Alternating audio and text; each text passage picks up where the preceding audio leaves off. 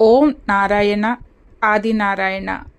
భగవాన్ శ్రీ వెంకయ్య స్వామి వారికి శతకోటి ప్రణామములు. సద్గురు బంధువులందరికీ నమస్కారం అండి. అవధూత శ్రీ వెంకయ్య స్వామి చరిత్ర పునఃప్రారంభం. అధ్యాయం 4. యజ్ఞ ఫలము.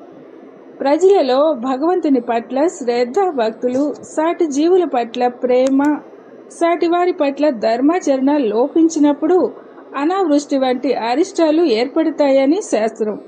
అటువంటప్పుడు మహాత్ములు చేసే యజ్ఞాలు, తపస్సుల వలన కొంత పాపం నశించి ప్రకృతి కరుణిస్తుందని కూడా ఋషులు చెప్పారు.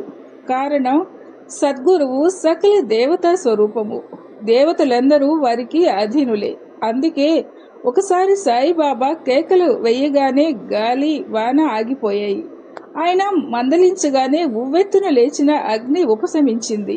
ఆయన ఆగమని చెప్పగానే కూలిపడనున్న మసీదు కప్పు నిలిచిపోయింది. అలాంటి లీలలు స్వామి వద్ద కూడా జరిగేవి.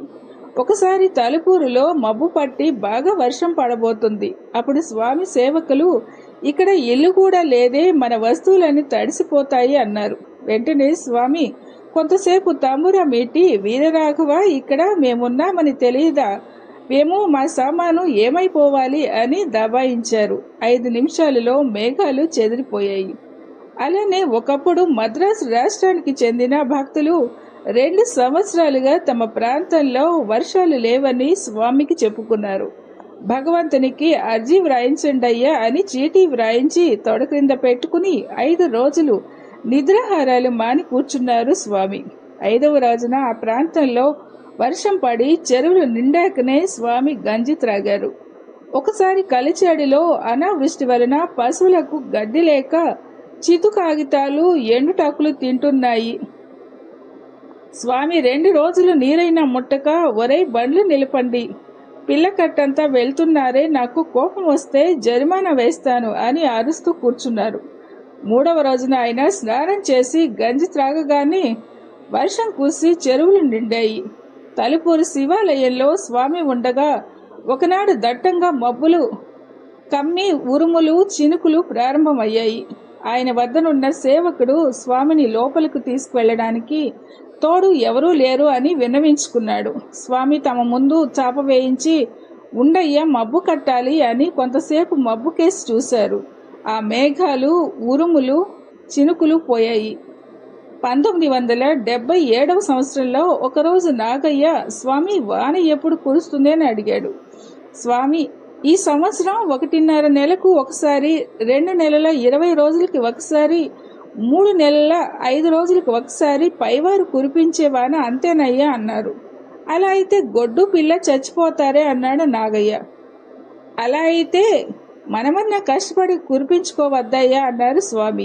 అతను గంజి త్రాగమంటే అనుకున్న పని అయితే గదయ్యా, నీరు త్రాగాలి అని ఆయన 6 రోజులు నిద్రాహారాలు మాని బండి ఆపండయ్యా అని అరుస్తూ ఆసనమైనా మార్చకుండా కూర్చున్నారు. 6వ రోజు ఆయన కోరిక మేరకు వారిని స్నానం చేయించి కూర్చోబెట్టగానే ఆయన పక్కపక్క నవ్వుతూ, గడ్డ పెళ్లగించుకున్నదయ్యా అన్నారు. మరుక్షణమే కుంభవృష్టి ప్రారంభమయ్యింది. ఫిబ్రవరి 1984 సంవత్సరంలో నెల్లూరు జిల్లా అంతటా అతివృష్టి వలన చేలలోని కుప్పలు కూడా కొట్టుకుని పోయి అపారమైన నష్టం కలిగింది. కానీ స్వామి వేంచేసిన గొలగమూడిలో పెద్దగా వర్షం పడలేదు. ఆ గ్రామంలో ప్రజలు చేసే నిరతాన దానం, వారి భక్తి శ్రద్ధలే ఇందుకు కారణం. వర్షాలే కాదు, పంచభూతాలు కూడా మహాత్ముల ఆదేశాలకి కట్టుబడతాయి. సాయిబాబా నీటితో దీపాలు వెలిగించారు. షిరిడీలో ఒక నీటి కుండను తట్టి 100 మైళ్ళ దూరాన ఉన్న నాగపూర్లో నిప్పంటుకున్న కుటీరాన్ని ఆర్పివేశారు. తమ ఆశీర్వాద బలంతో ఇమాంభాయి అనే భక్తుణ్ణి వరదలో నిండుగా పారుతున్న నది మీదుగా నడిపించి అవతల గట్టుకు చేర్పించారు. అలానే బోయినపల్లి గ్రామం వద్ద కొందరు భక్తులు స్వామితో, బ్రహ్మంగారి భార్య గోవిందమ్మ నీటితో దీపాలు వెలిగించిందట అన్నారు.